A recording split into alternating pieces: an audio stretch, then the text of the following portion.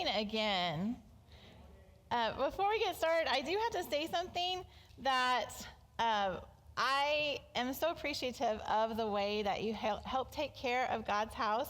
But every time we talk a little bit about how things in our building need a little upkeep, need some care, I always think about the sign on the outside, and the building was built the same year that I was made. And so every time we talk about falling apart, I'm just like, me too. I'm there. So we all need a little upkeep sometimes. So welcome to The Well. I am Christy Hurt, one of our pastors here. So I want to first thank Jen for talking about our small groups. Today we're going to be talking a little bit about friendship, about some great ways that we can come together, maybe some hurt you may have had with some friendships, and how those can build you up. And she talked about our small groups. We do have small groups on Mondays, Tuesdays, and Wednesdays, all different groups. So you can get on the Church Center app, just find The Well at Melody Hill, and you will see some different groups that you can be a part of, or just ask one of us and we'll help you out with that too. So last week, as you know, we've been reading through the Bible together. And I know some of you started a little bit different times. Some of us started right January 1st. Some of us started a few different times. But if you started on January 1st with us, then you know that the last couple weeks have been crazy. There's just been lots of fighting, lots of chaos, lots of things going on.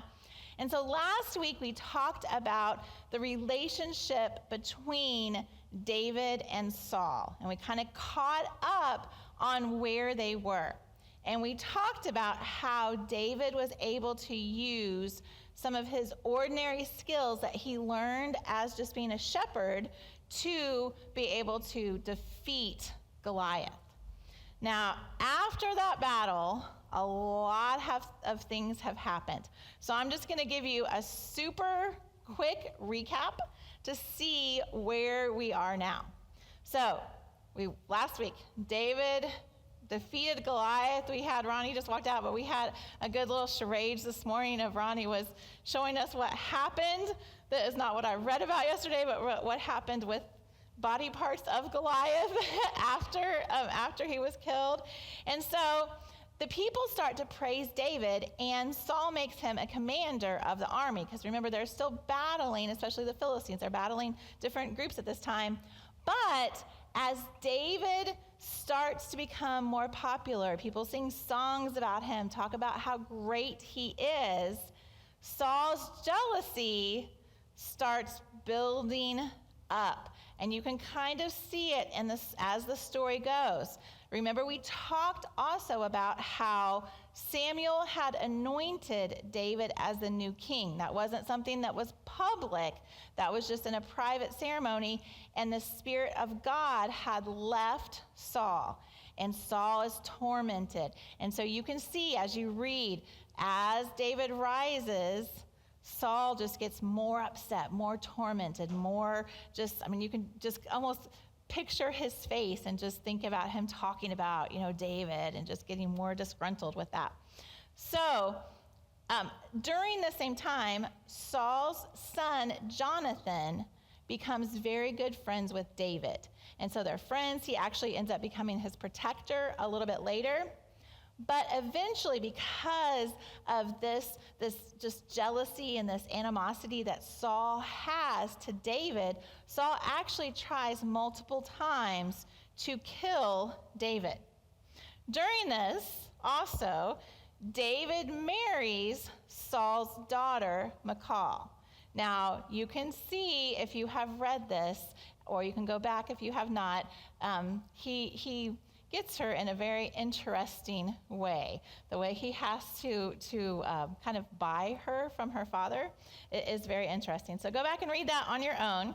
But it just, all this feeling that Saul has for David just keeps intensifying. And so he just keeps, David is running and Saul is trying to kill him. And there's even a couple times that David he would have been able to kill Saul, but he doesn't because he has the Spirit of God on him. So finally, where we are today, David gets word, and news comes out around all of Israel that both Saul and his son Jonathan have been killed by the Philistines. So the whole country of Israel is fractured because Saul was the very first king.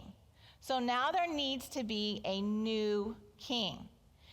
And because Saul was the first king, they don't have a way in which they have done this before. We know that through the Spirit of God, that Samuel had anointed David as the new king. But all of Israel doesn't know that. So some of Saul's kind of leaders and people that were around him actually decide to make, and I have to stop at his name every single time, Ishbosheth, Saul's son, they make him the king. And so we have kind of David has been anointed the king. We have Ishbosheth that has also become king. And the people of Judah come around and want David to be their king. So it's kind of a fractured country. And we're going to talk a little bit more about this and go in depth about this. But that's kind of where we are. So all of this stuff has happened. There was lots of things going on with Saul and David. The country is still fighting. Now Saul and Jonathan have both been killed. And that's where we're going to start today. And we're going to be in the beginning of 2 Samuel in chapter 2. After this, so after all of this had happened, and Judah had shown their support for David, David asked the Lord, "Should I move back to one of the towns of Judah?" "Yes," the Lord replied. Then David asked, "Which town should I go to?" "To Hebron," the Lord answered. David's two wives were Ahinoam from Jezreel and Abigail, the widow of Nabal from Carmel. I'm going to pause there. I told you that he had married Michal.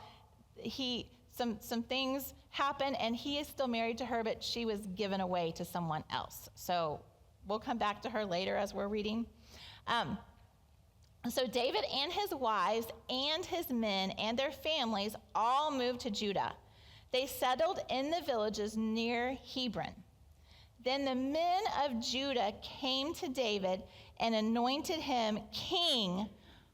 When David heard that the king over the people of Judah, when David heard that the men of Jabesh Gilead had buried Saul, he sent them this message: "May the Lord bless you for being so loyal to your master Saul and giving him a decent burial." So he showed integrity. All of this stuff had happened. Remember, Saul was trying to kill him. Saul was doing all of this stuff.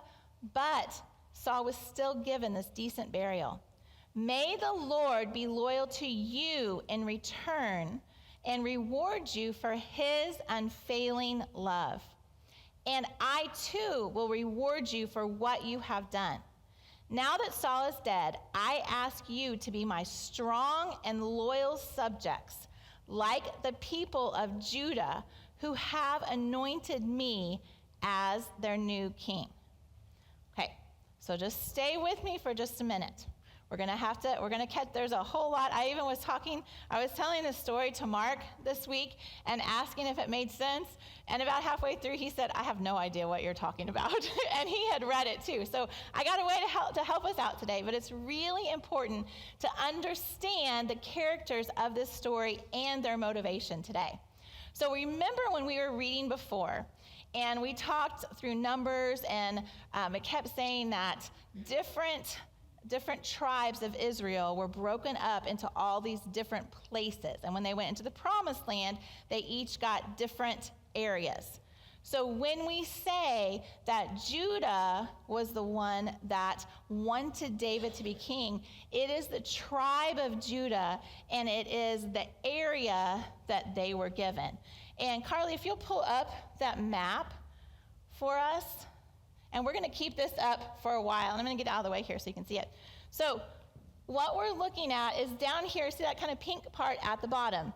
That is the part of land, of the promised land, that the tribe of Judah was given. So that is the part when we say that Judah anointed David as king. He was king over that area. And Hebron kind of is right there in the middle over the D in Judah. That's where he's staying. But all the rest of that part, the green part, Saul's son, I have to think it again. We're just going to call him Ish right now. Ishbosheth, that's how we say it, as the king. So they're almost kind of, not necessarily a civil war, but kind of that idea that would kind of track with us. That's what it looked like at that time. That was going on. So I'm going to need some volunteers, and I might call on you. Actually, I already had one. Joe, if you would come up here, and I meant to catch other people, but then I started talking, so I didn't. So I'm just going to call you out. Luke, if you would come up here. Cameron, of course, you always have to come here.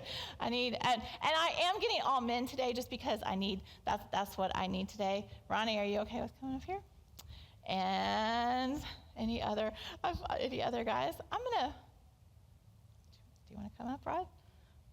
This is your first, you want to come up, Rod? Okay. We're going to get you up here. So he's been coming for a while, and so this is his first time up here, so I have to make sure you're good with it. Okay, so what I need to do is we are going to have Team David, and we're going to have Team Ishbosheth to make sure so we can kind of get this in our view here. So you said you didn't care. So you're going to be King Ishbosheth, okay? And then on this side, King David. You always get to be the best person. Yeah. If you don't know, so King David gets to be King David. So, okay, then Ishbosheth has a top commander, and his commander is named Abner. So you are Abner. So green over here, and actually, hold on, slide this behind there for just a little bit later. Okay, so we have, that's a spoiler alert, we don't want to show that yet. So we have the Team Ishbosheth over there, and his commander, Abner. On this side, we have the commander, Joab, and we have the brother, Asael. Okay, we've got that. So Team Ishbosheth, Team David. And I'm not even going to use my notes. I'm just going to tell you the story that happened. So they are fighting back and forth. Lots of stuff are going on. So what happened? I actually am going to use my notes for just a minute to make sure I get this in the right order here. So the fighting's breaking out. What happens is, and I'm just going to pull you if that's okay. So the brother Asael, Abner, you want to come over here? So they're all fighting. Asael, who is Joab's brother, is chasing down Abner. And Abner's like, stay away from me. I don't want to fight. I'm trying to be the commander. Leave me alone. And poor Asael just keeps coming after him. And Abner kills Asael. He's the first one. So sorry, Asael, you're out. You can go on back. you were quick today. So he is gone, and Abner goes back to his side over there. Now, obviously, because Asael was Joab's brother, Joab is not just upset because of just the fighting in general, but because he killed his brother. Okay, so back over here to Team Ishbosheth. Now, Abner is his commander. Abner had just killed someone, probably a lot of people because it was a war, but in particular, he killed Joab's brother. But then King Ishbosheth starts getting on to Abner and saying that Abner is doing inappropriate things with Saul's concubines. And Abner's like, well, Saul's dead. Who cares? We're not going to do this. So they start fighting together. So Abner, no, you're going to come. Abner does a little switch. He comes over to Team David. Oh, no, you don't like him. You don't like him. He killed your brother. He killed your brother. You don't like him. So, so Abner's over here. Joab, why don't you just go back there for a little bit? While this is going on, Joab doesn't know about it because Joab's off fighting in the army somewhere. So King David is saying, okay, you are coming to our side, but I need to know that I can trust you. I need to know, what's going on because you've just been, fighting for basically Saul's side, but Ishbosheth's side this whole time, and I need to know that I can trust you because you just switched over a disagreement. So what I want you to do is I want you to go back, and I want you to talk to the elders of, remember we talked about this map, go back up to what is called Israel outside of Judah, and talk to their leaders, to their elders, and help me form a peace treaty with them. Because in sweet David's mind, remember that David was anointed by God. And so for David, it's not a power trip. For David, he believes that he is the true king because God anointed him. So he wants a peace treaty. He wants the fighting to stop. He wants all Israel to worship the true God and to believe in the true God and to follow him. And he knows that Samuel anointed him as the true king. So Abner starts his journey. You're going to get about right here. Abner starts his journey. No, you're still for David. We're just going, and everybody knows that he's for David, but you're just going back to kind of talk to the elders to kind of try to be peaceful. You're not like double agent or anything like that. You're trying to be, but here comes Joab. Joab has heard what is going on, but Joab's still really mad at Abner because Abner killed his brother. Are we tracking? Does this make sense? Okay, so Joab comes after him, and Joab kills Abner. And he's gone. You can go back to rest. Okay, so Abner's gone. So King Ishbosheth has nobody over there. Joab goes back to David thinking that David is going to be happy, but David is not happy because for quite a few reasons. One is because now the peace treaty that was supposed to be happening between, this almost kind of civil war-ish kind of thing is no longer going to happen because Abner was kind of that bridge in between the two. And he was also, again, he feels like he is the one true king because Samuel anointed him. And so he just wants the whole country to follow God. And so what he actually does, he doesn't kill Joab. He just kind of disowns him. Okay. So you can just go down the stairs. So he just disowns him. And the most important thing is he does that publicly. And he also mourns Abner publicly. He tells everybody, he says, this is not what I wanted. This is not my plan. This is not God's plan. We wanted peace between these two sections, and I did not, tell him to do this. Abner was coming. Abner was trying to arrange this peace between us, so this is not what I wanted.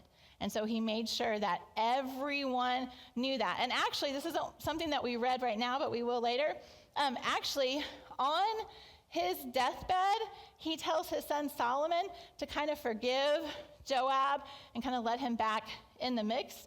But Solomon kills him instead. He doesn't listen. So that's for another day. But just in case you're wondering what happens to Joab. But so now we have Joab is out, but King David is telling everyone what he really wants, that he wants peace. He wants people to follow God. And remember, he is not having a power trip. He was anointed as the king. And so he just wants to step into his rightful place because he believes that that is what God wants for Israel. Okay, you guys can just take this with you. So thank you guys very much.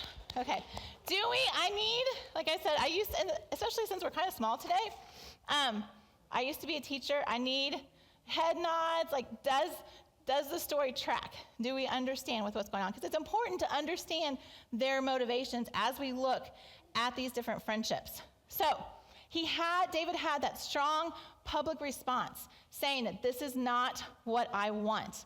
And so we're going to look down and see what happens with these two factions, these two different sections, because of the way in which he reacted to everything that was going on. And we're going to be in 2 Samuel 5. And this part, again, is not, I think we're going to be reading it the end of this coming week, but I wanted to let us know kind of what happened. So 2 Samuel 5, from the beginning. Then all the tribes of Israel went to David at Hebron and told him, "We are your flesh and your blood." So all of the tribes, remember he's still there in Hebron, so everybody, the green and Judah, everybody came to him and said, "We are your own flesh and blood. In the past, when Saul was our king, you were the one who really led the forces of Israel. And the Lord told you, you will be the shepherd of my people Israel. You will be Israel's leader." So there at Hebron, King David made a covenant before the Lord with all the elders of Israel, and they anointed him the king of Israel. So now he is the king of all Israel. And then David was 30 years old when he began to reign, and he reigned 40 years in all.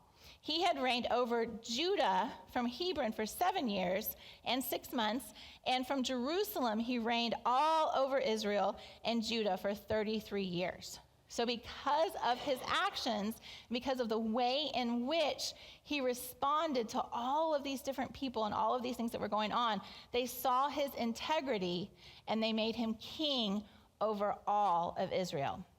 And what I want us to learn from that today, thinking about the people in our lives and thinking about those covenant relationships, those friendships we have, I want us to think that sometimes those relationships can be honored, and sometimes they can be corrupted.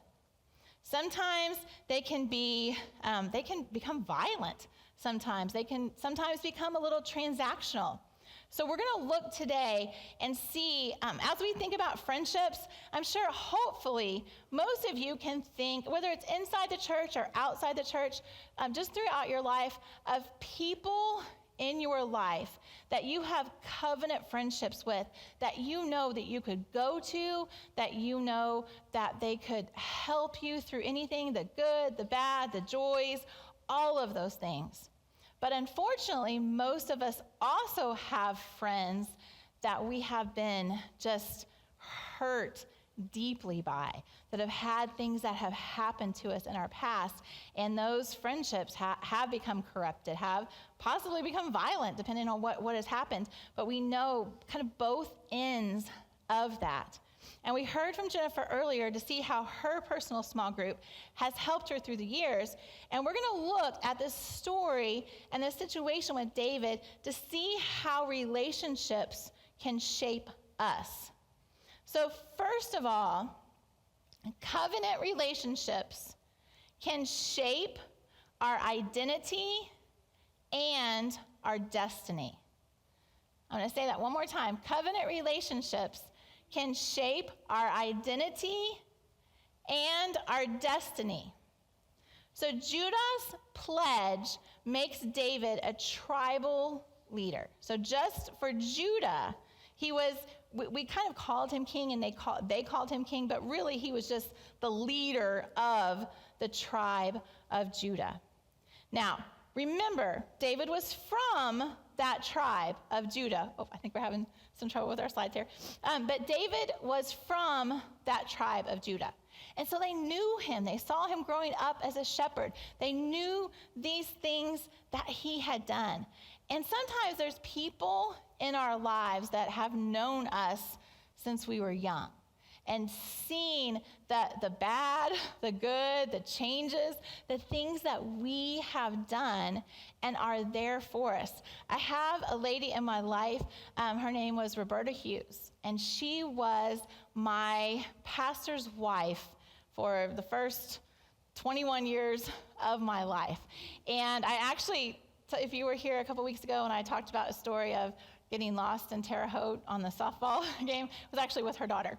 So Mrs. Hughes, was just, if you can picture the most saintly, sweet woman that just ever existed. When I first married Mark, and before I was a pastor and I was a pastor's wife, I wanted to be Mrs. Hughes so much, but I am so not her. I have way too much spice to be her, but she was the sweetest. And she would, I would come to her house whenever I was, in elementary school, in middle school, in high school, all of those times. And she would be so encouraging to me. I would always see her reading her Bible. I would always hear her talking about it. And she would tell me things that she saw in me, even when I was doing ridiculously stupid things, mostly with her daughter.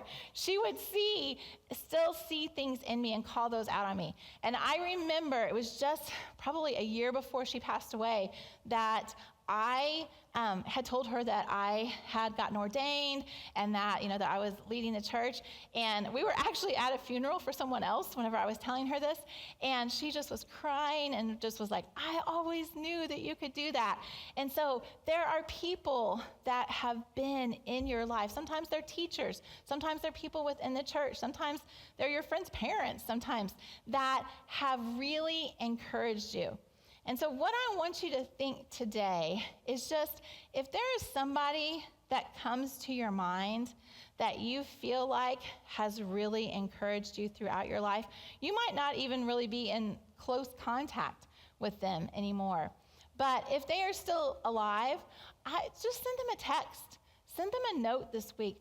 Just say, hey, I know we haven't talked a while, or we just talked yesterday, and I just want to make sure you know how encouraging you have been to me, how at times that you saw things in me and have built me up, and send them a note about that to let them know, because they might not even know that they did that for you. And you don't know what's going on in their life right now, that a note like that would be so important to them. So just a practical step, thinking about how those people around us can shape our identity and can shape our destiny with their words. Send a note to thank someone for that. The second one that we're going to look at is that covenant relationships, they require us to have character and reciprocity. So we're going to go back and forth with those. Now, David had a reputation for integrity. We talked about that when David was up here. He was known as a man after God's own heart. Now, as we keep reading, we're going to see some moral failures. We're going to see some things that he did that were really bad. But one thing about David is he always came back to God. He always turned and came back to God. And people, especially at this time, were able to trust David because they knew his heart. They knew he was a person of integrity. But on the other hand, Abner over here, our little switcher, he was only forming a covenant with David because he was offended with what his leader was saying about him. And so he was just coming because he wanted to be, part of the winning side. He was a little opportunistic. It wasn't a true covenant relationship because he was doing it to get something from David, to kind of see what would be better for himself. So just a step this week, thinking about this integrity that David had. I want you to think about sometimes maybe you went up to someone and you said, I'm going to pray for you. And I do this, so I'm not, and then you totally forget to pray for them. Or maybe you just do a sentence prayer right then, and then you forget about what they're going through. Think about those things.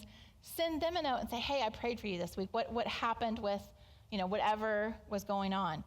Or maybe there's a friend, especially, I know we have a lot of young families, a friend that you said, hey, let's get together for lunch sometime. Let's, go out. And it's been like 3 months later and you're still trying to do that. Take a moment. There is nothing more important in your life than the relationships and the people that God puts in there. I know that we are all busy. I know we all have, kids to take care of. I know we have jobs to do. I know we have all of the stuff that goes on, but people are the most important because they are children of God, every single person. So take a minute and say, hey, the next 3 weeks, I am really busy, but let's put a date on the calendar because you are important to me, and I want to make sure that I honor this and that I do this. So think about those people and honor that. Have some integrity in that. And then you can also just offer. If you see someone going through something, it's so easy sometimes for us to just think, oh, I bet they're having a hard time, but I don't have time to stop and talk and just go on with our lives. If you see someone, take a minute and talk to them. Be in that covenant relationship that is trustworthy, that is honoring to those people. And the last one is that a covenant relationship guards against a transactional culture. And we have this a lot. I talked about this with Abner, where we kind of have that Abner only switched sides because he thought David would be the winning side. He was upset with his commander or his king, and so he wanted to switch sides.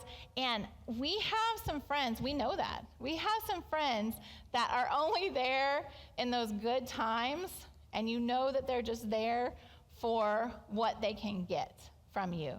And if we're really deeply honest sometimes we can fall into that.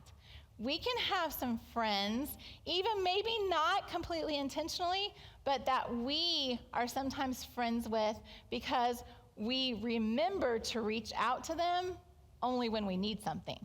And we might, in our head, think about them a little bit more or, not feel like that, but the only time we actually talk to them and actually reach out to them is when we need something from them.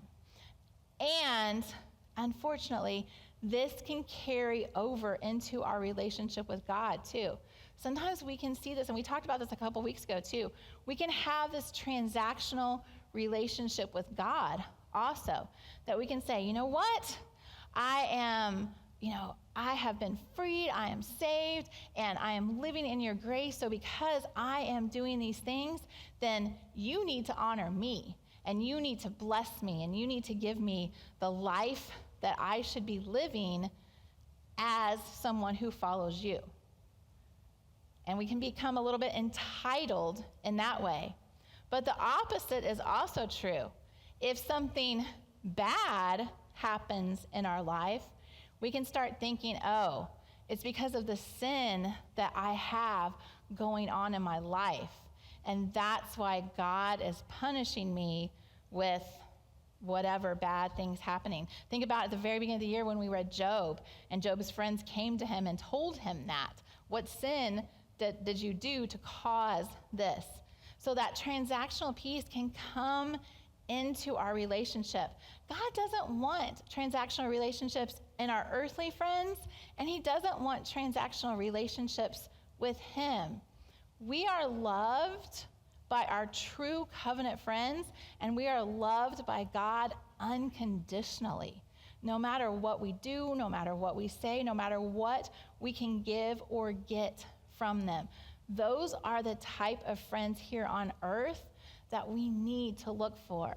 And for us, those are the type of friends that we need to be. And so it's important, and like I said, sometimes you can fall into that. I'll notice sometimes that I will go to text somebody and I'll look at my last text, and the last text will be because I had to ask them a question about something or something like that. And I think, oh gosh, I don't want to send them something else because I'm just going to ask them, for something else. So sometimes it's not always because we're, doing something wrong in ourselves, but we need to check ourselves and need to help ourselves understand where that is coming from. So today, you have named someone who shaped you.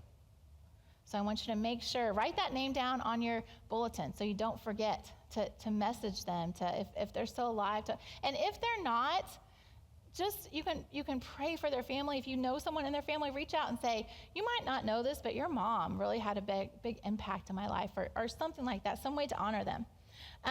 You have also had the invitation to reach out to someone and show some integrity and show that we're going to get together.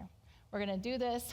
I'm going to be faithful to my word, and also to look at people with some unconditional love.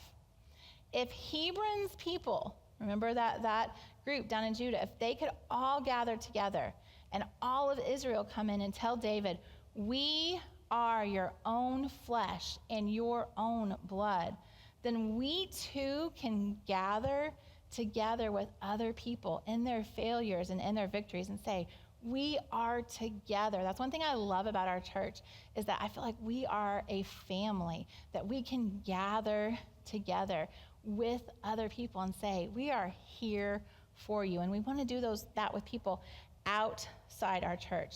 So I want us to have relationships that call others to repentance. That's what we're here for, is to show other people the love of Christ. And we can do those through our friendships.